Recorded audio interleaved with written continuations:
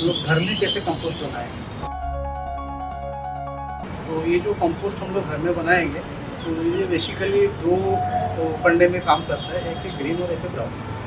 तो आप जैसे कि ग्रीन और ब्राउन है, आप समझ लीजिए कि ग्रीन जो है वो किचन वेस्ट है, जो सूखा हुआ पूरा किचन वेस्ट है, आपका जो वेजिटेबल है उसका छिलका हो गया, तब कोई भी किचन वेस्ट हो गया।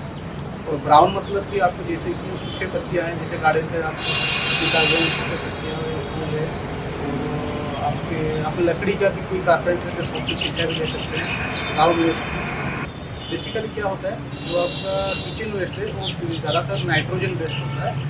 तो अगर किचन वेस्ट आप ज़्यादा डालेंगे तो आपका नाइट्रोजन ज़्यादा हो जाएगा, और जो ब्राउन है वो कार्बन है। तो आपको कंपोस्टिंग के लिए दोनों का रेशियो चाहिए। तो बेसिकली आपका 2:1 या 3:1 रेशियो में आप बना सकते हैं। तो आपका 2 दे सकते हैं किचन वेस्ट और 1 दे सकते हैं आपका कार्बन वेस्ट, और नहीं तो आप 2:1 भी जा सकते हैं। तो चलिए मैं आपको कुछ दिखाता हूँ। फॉर एग्जांपल हम लोग हांडी में कैसे बनाएंगे। ये हांडी जो है आपको हर जगह अवेलेबल हो जाता है, तो ये आप ले सकते हैं। ये विथ कवर भी आप ले सकते हैं, कवर भी आता है।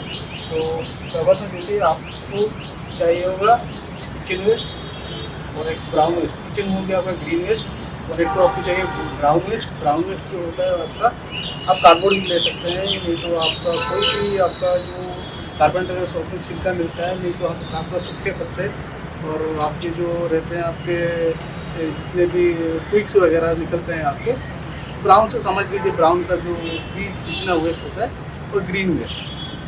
तो उसको आप लेयर बाई लेयर दीजिए। अगर आपके पास बहुत सारा है तो आप लेयर बाई लेयर दे सकते हैं। एक लेयर आप ग्रीन का, एक लेयर आप ब्राउन का दे सकते हैं। उसके बाद आप लोग बना सकते हैं आपका कंपोस्ट, ठीक है ना।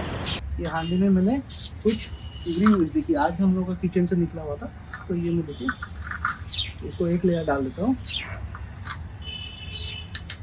ये देखिए ये हो गया आपको ब्राउन वेस्ट जो है, ये ब्राउन वेस्ट आपके ये ले सकते हैं। जैसे देखिए मैंने कुछ गार्डन से आपको दिखाने के लिए मैंने कलेक्ट कर लिया था।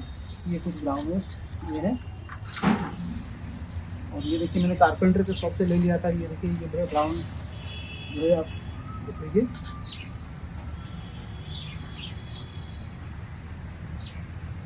तो इसके बाद क्या ना, इसके बाद मैं ग्रीन वेस्ट कल डालूंगा एक बार, फिर उसके ऊपर ये एक लेयर दूंगा। तो इसको मैं अभी के लिए रख देता हूँ।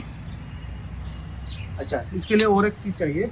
ये है आपका, ये आपका गोबर का थोड़ा जो सूखा नहीं, आपका कच्चा गोबर है। तो कच्चा गोबर जो आप देंगे ना, तो डिकम्पोज उसको फास्टन कर लेगा। अगर आपके पास गोबर नहीं है तो आप ये दही या छाछ भी यूज़ कर सकते हैं। ये जो डिकम्पोज प्रोसीजर है, ये आपको 1 महीने से 2 महीने लग सकता है, डिपेंडिंग अपॉन आपका सीजन क्या है।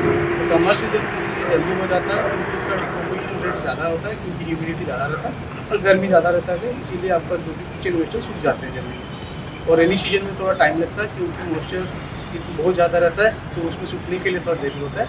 और सबसे अच्छा टाइम है डिकम्पोज करने के लिए आपका जो स्प्रिंग का महीना होता है। तो उसमें आप पतझड़ में भी आप बहुत सारे पत्ते कलेक्ट कर सकते हैं, और सबसे अच्छा तो नीम के पत्ते हैं। अगर आप नीम के पत्ते कलेक्ट करके डिकम्पोज करें तो सबसे अच्छा रहता है वो टाइम।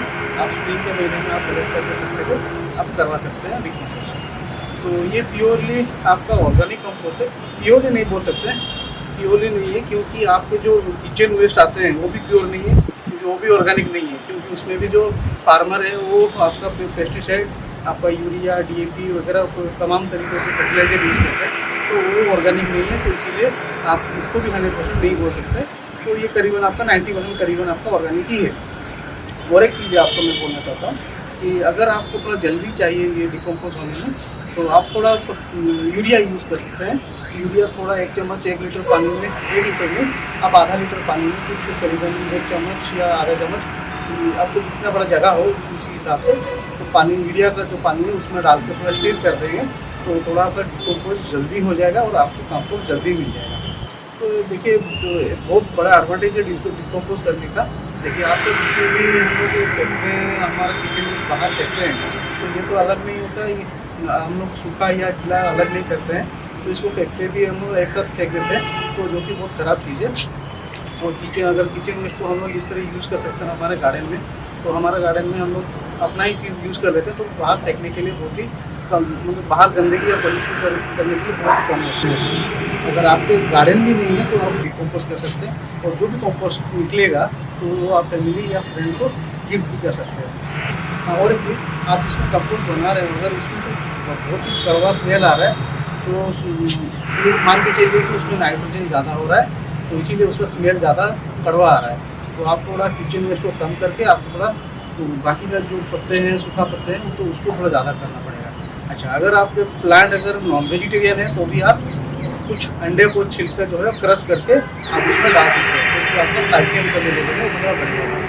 और उसमें जो अगर आप कुछ आड़न करोगे, अगर बनाना पील्स कुछ आप आड़न कर दोगे, या फ्रूट्स के जो जितने भी आप फ्रूट्स के छिलके रहते हैं उसको आड़न करते हैं, तो आपका जो कंपोस्ट निकलेगा वो बहुत ही अच्छा क्वालिटी का निकलेगा।